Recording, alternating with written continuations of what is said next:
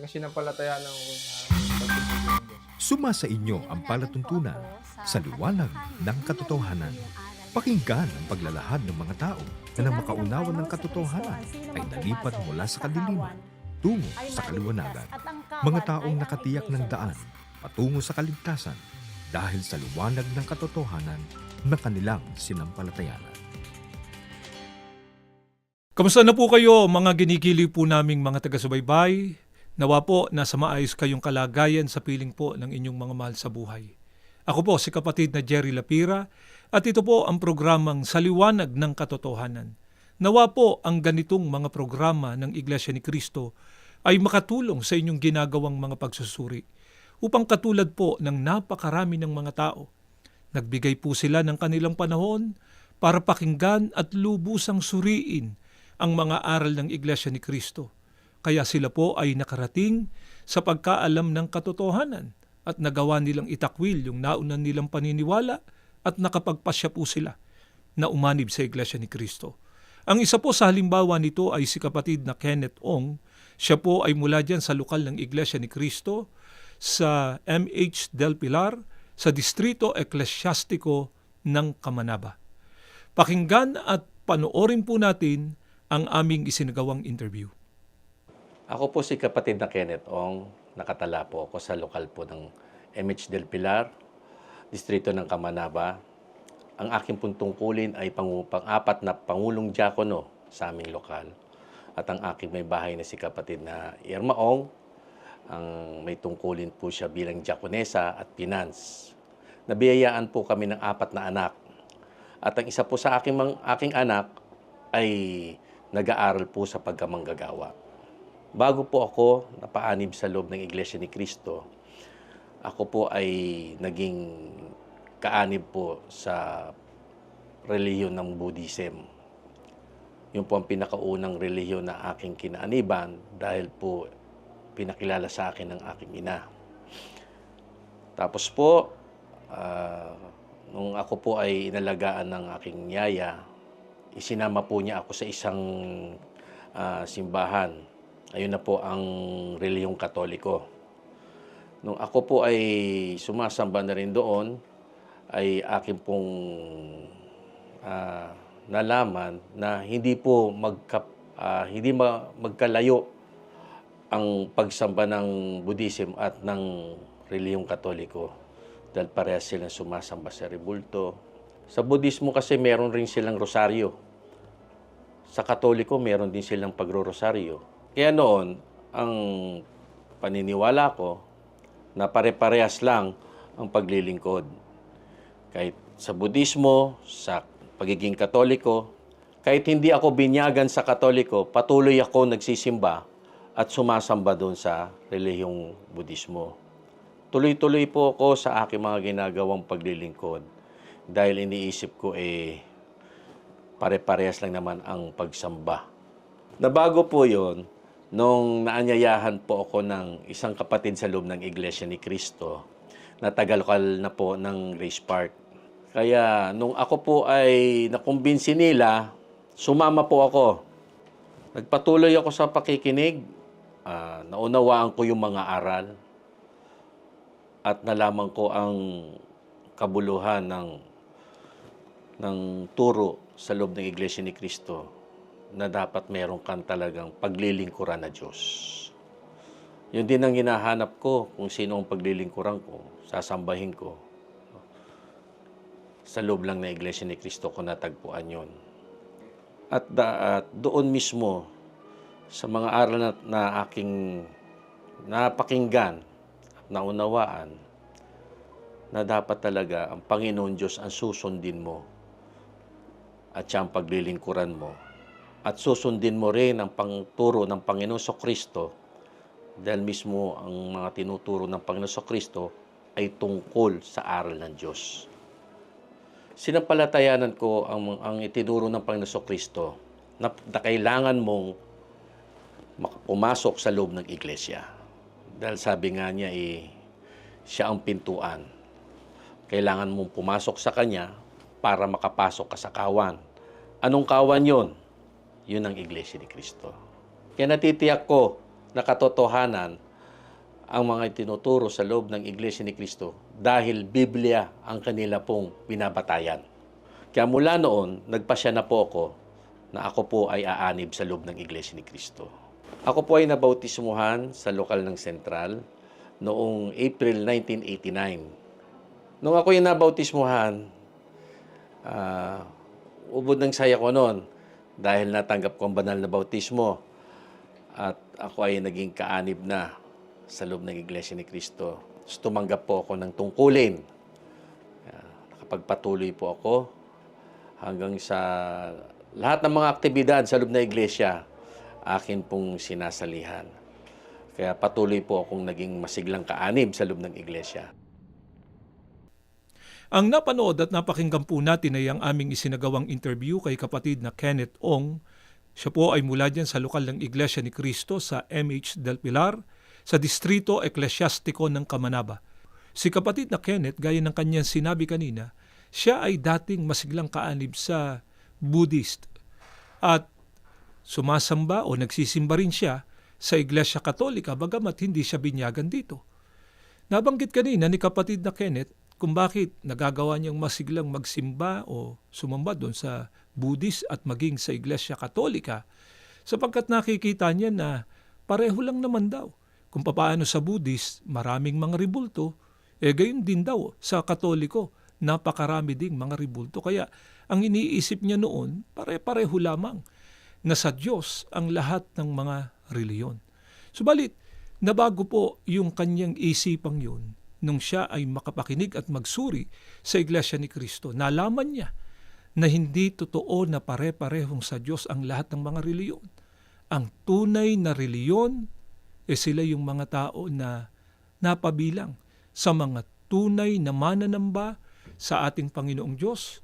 Tunay ang kanilang ginagawang mga paglilingkod sa ating Panginoong Diyos sapagkat nabigyan sila ng karapatan para makapagsagawa ng tunay na pagsamba't paglilingkod sa ating Panginoong Diyos na walang iba kundi ang mga kaanib sa Iglesia ni Cristo.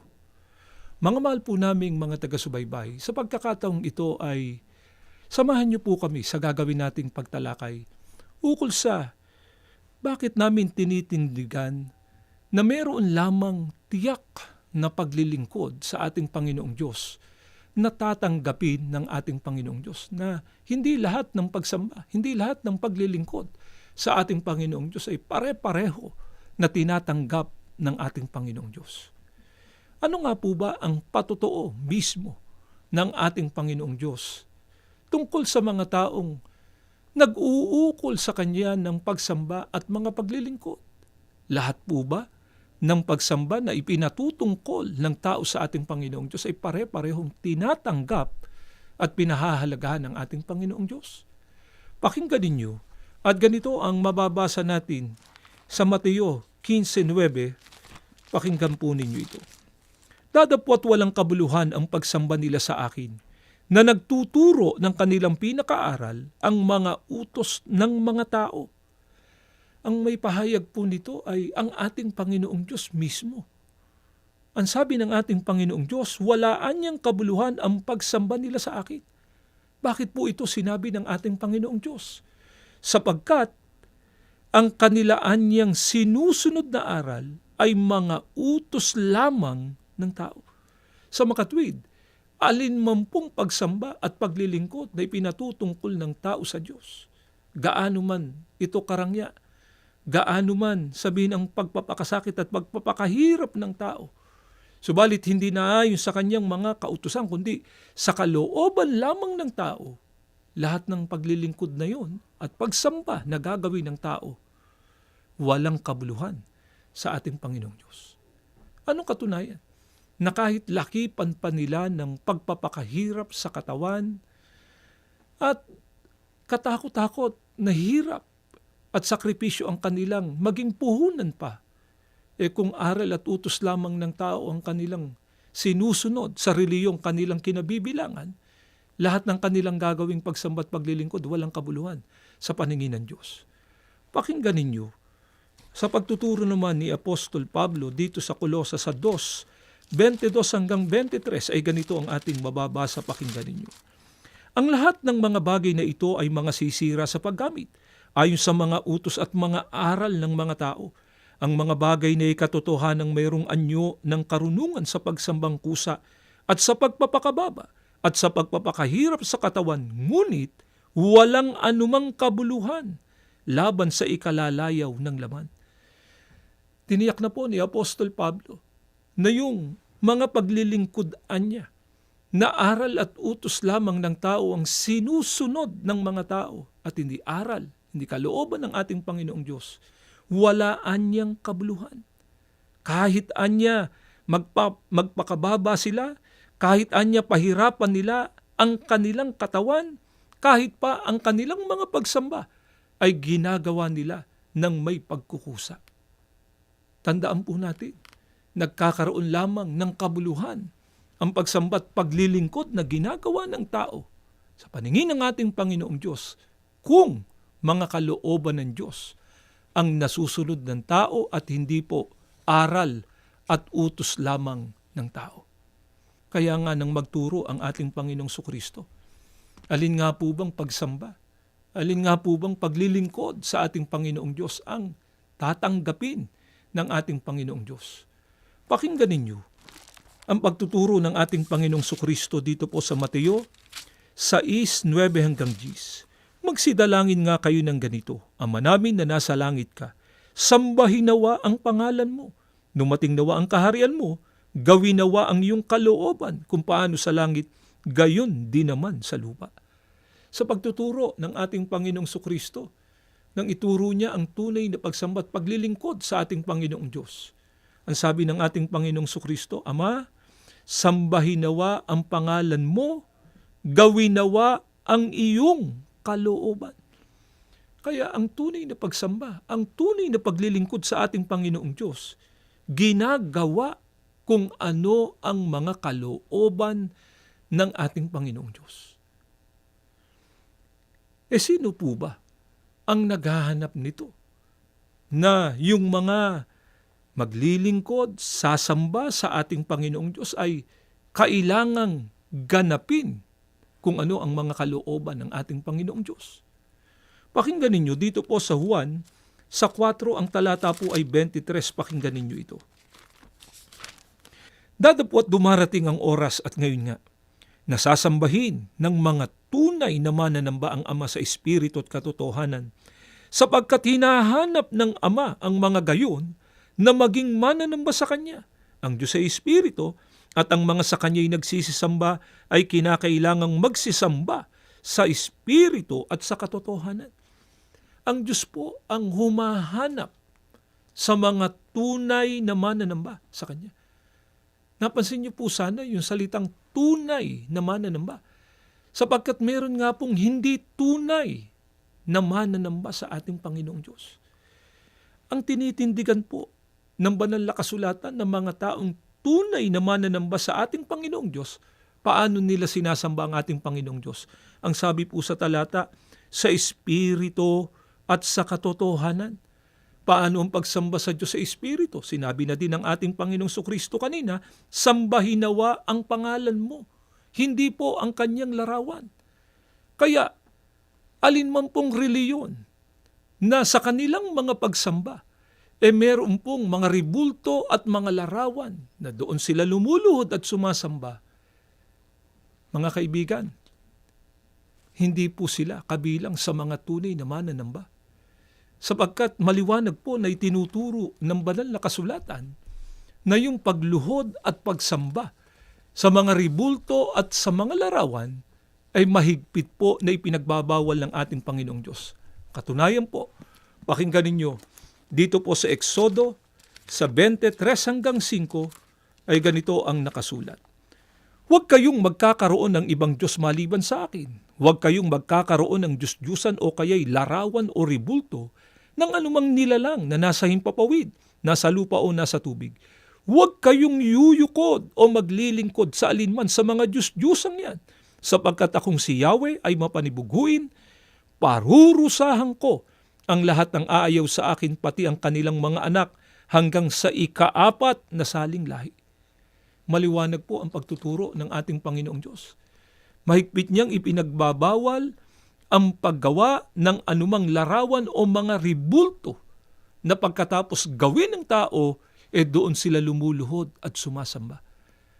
Kaya ulitin po namin, alinmang reliyon na sa kanilang mga pagsamba, gumagamit ng mga ribulto at mga larawan, doon sila lumuluhod, doon sila nananalangin, ang mga reliyon na yon, hindi po tunay na reliyong sa Diyos.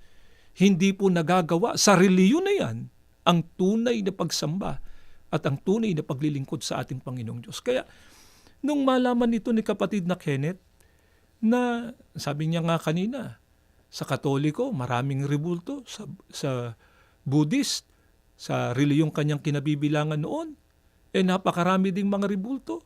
Pare-pareho lamang anya na sa Diyos yun. Nalaman niya na yung paniniwala niyang yun, mali at hindi sinasang-ayunan ng banal na kasulatan. Kaya itinakwil niya yung paniniwalang yun. At nakapagpasya siya na umanib sa Iglesia ni Cristo. Ngayon, mga mahal po naming mga taga-subaybay, pagka pag-uusapan ay mga taong tunay na mananamba sa ating Panginoong Diyos. Sino nga po ba ang ipinakikilala ng banal na kasulatan ng mga tunay na mananamba? Pakinggan ninyo. At ganito ang mababasa natin. Dito po sa Hebreo 9:13 hanggang 14 ay ganito ang pagtuturo sa atin ni Apostol Pablo. Sapagkat kung ang dugo ng kambing at ng mga toro at ng abo ng dumalagang baka na iniwisik sa marurumi ay nakapagpapabanal at nakalilinis sa katawan, gaano pa kaya ang dugo ni Kristo na sa pamamagitan ng Espiritu ay inialay sa Diyos ang sarili na walang dugis, na makapaglilinis sa ating budhi sa mga gawang patay upang makapaglingkod sa Diyos na buhay. Sana napansin ninyo, may mga tao pong binigyan ng ating Panginoong Diyos ng karapatan para makapagsagawa ng tunay na pagsamba at paglilingkod sa Kanya. Kung sino po ang mga taong ito, silaan niya yung nalinis o natubos ng mahalagang dugo ng ating Panginoong Kristo. Bakit po ba kailangan pang malinis o mapatawad sa kasalanan ang mga tao para magkaroon siya ng karapatan para makapagsagawa ng pagsamba sa ating Panginoong Diyos? Ito po ang dahilan. Pakinggan ninyo. Dito po sa aklat ng Isayas, sa 59 ang talatay 2, kundi pinapaghiwalay ng inyong mga kasamaan kayo at ang inyong Diyos. At ang inyong mga kasalanan ay siyang nagpakubli ng kanyang mukha sa inyo upang siya'y huwag makinig. Ang kasalanan po na nagawa ng tao ang naging dahilan kung bakit ang sabi sa talata ay nahiwalay ang tao sa ating Panginoong Diyos. Hindi lang po nahiwalay ang tao sa ating Panginoong Diyos. Ang sabi po sa talata, ang kasalanan din ang dahilan kung bakit ikinubli ng ating Panginoong Diyos ang kanyang mukha sa tao at ayaw na niyang makinig sa gagawing pagtawag ng mga tao. Makatwid, mula nang ang tao ay magkasala, hindi lang nahiwalay sa ating Panginoong Diyos, kundi yung karapatan sa pagsasagawa ng tunay na pagsamba at paglilingkod sa Kanya, nawala din po sa tao. Kaya anong kinakailangan? Muling maibalik yung karapatan na yon sa pagsasagawa ng tunay na pagsamba at paglilingkod sa ating Panginoong Diyos. At kung paano maibabalik yun, kinakailangan munang malinis o matubos, mapatawad ang mga tao sa kanyang mga nagawang kasalanan. At para mapatawad nga po ang kasalanan ng mga tao, ang lilinis noon, ang dugo ng ating Panginoong Hesukristo. May iba pa po bang kaparaanan para malinis ang kasalanan ng mga tao maliban sa pagkabuhos ng dugo ng ating Panginoong Hesukristo? Pakinggan ninyo dito po sa Hebreo 9:22. At ayon sa kautusan ay halos masasabi kong lahat ng mga bagay ay nililinis ng dugo at maliban na sa pagkabuhos ng dugo ay walang kapatawaran. Tiniyak na po ni Apostol Pablo, maliban anya sa pagkabuhos ng dugo, wala na anyang kapatawaran. Ano po ang katumbas nito? Ito lamang po ang nag-iisang kaparaanan para mapatawad ang tao sa kanyang mga kasalanan at tamo ang tao ng karapatan sa pagsasagawa ng tunay na pagsamba, ng tunay na paglilingkod sa ating Panginoong Diyos. Ang siya'y malinis, matubos ng mahalagang dugo ng ating Panginoong Sukristo. Pero maaari pong sabihin ng iba, wala po kaming problema dyan. Kaya nga po namatay ang ating Panginoong Sukristo para bayaran ang kasalanan ng lahat ng mga tao. Yun po ang pinaniniwalaan ng napakaraming tao ngayon. Pero sa Biblia po, sino lamang po ang pinatutunayan ng banal na kasulatan ng mga taong tinubos o nilinis ng mahalagang dugo ng ating Panginoong Sukristo? Pakinggan ninyo, dito po sa Gawa 20:28, salin po ito ni Ginoong George M. Lamsa, "Take heed therefore to yourselves and to all the flock, over which the Holy Spirit has appointed you overseers, to feed the church of Christ, which He has purchased with His blood." Sa pagkakaliwat po sa wikang Pilipino, ingatan ninyo kung gayon ang inyong sarili at ang buong kawan. Narito'y hinirang kayo ng Espiritu Santo ng mga katiwala upang pakanin ang Iglesia ni Kristo na binili niya ng kanyang dugo. Maliwanag po sa pagtuturo ng banal na kasulatan, ang nilinis o tinubos ng mahalagang dugo ng ating Panginoong Sukristo ay ang Iglesia ni Kristo. Tandaan din natin, wala na pong ibang kaparaanan pa para ang tao ay mapatawad sa kasalanan, kundi ang siya ay matubos ng mahalagang dugo ng ating Panginoong Sukristo. Kung gayon, para ang tao ay muling makabalik sa kanyang karapatan sa pagsasagawa ng tunay na pagsamba at paglilingkod sa ating Panginoong Diyos. Ano pong hindi maiiwasan ng sino mang tao, kailangan niyang pumasok o umanib sa Iglesia ni Kristo. Kaya nga po, nung malaman ni kapatid na Kenneth Ong na yung palang paraan ng kanyang mga pagsamba noon ay mali, hindi sinasang-ayunan ng banal na kasulatan, itinakwil niya yon. At hindi lang niya itinakwil, kundi nakapagpasya siyang umanib sa Iglesia ni Kristo sapagkat naunawaan naman niya na ang mga tunay na mananamba sa ating Panginoong Diyos na binigyan ng karapatan ng ating Panginoong Diyos para makapagsagawa nito, nasa loob sila ng Iglesia ni Kristo. Kaya nga po, mga mahal po naming mga taga-subaybay, kayo po na nakikinig sa pagkakataong ito na hindi pa kaanib sa Iglesia ni Kristo, walang sawa po kaming nag-aanyaya sa inyo. Suriin po ninyo ang Iglesia ni Kristo. At panalangin namin dumating ang pagkakataon. Katulad nga po ni kapatid na Kenneth Ong at ng napakaraming mga tao. Nakinig, nagsuri sa Iglesia ni Kristo, nagawa nila na umanib sa Iglesia ni Kristo. At si kapatid na Kenneth po ay meron ding paanyaya sa mga nakikinig at sumusubaybay ngayon na hindi pa kaanib sa Iglesia ni Kristo. Pakinggan at panoorin po natin ito.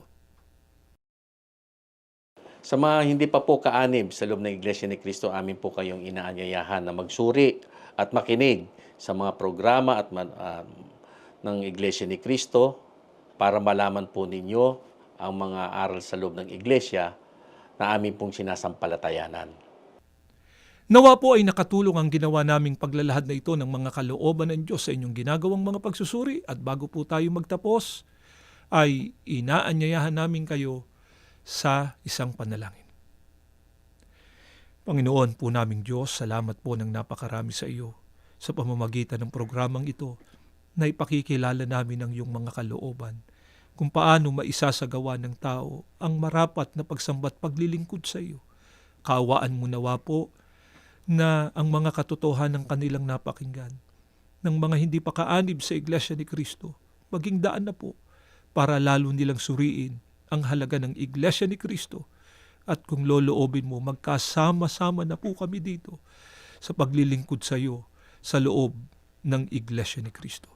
Panginoong Heso Kristo, patuloy kaming lumalapit sa iyo, kaawaan mo kaming ipamagitan sa Ama at pagpalain ng kabuuan ng iyong bayan. Ama, sa muli naming paglapit, pagpalain mo po ang kapatid na Eduardo Manalo, ang kapatid namin na namamahala sa buong Iglesia.